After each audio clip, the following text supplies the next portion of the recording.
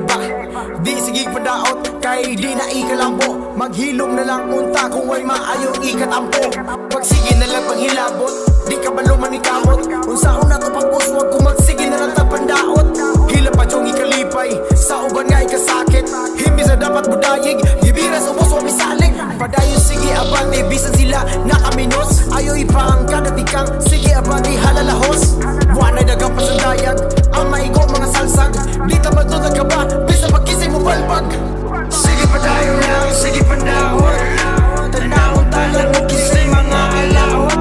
Sige padayon lang, sige pandahon. Mamatay ka na lang sa kasuya kalagot. Sige padayon lang, sige pandahon.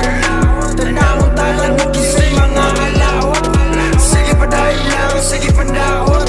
Mamatay ka na lang sa kasuya kalagot.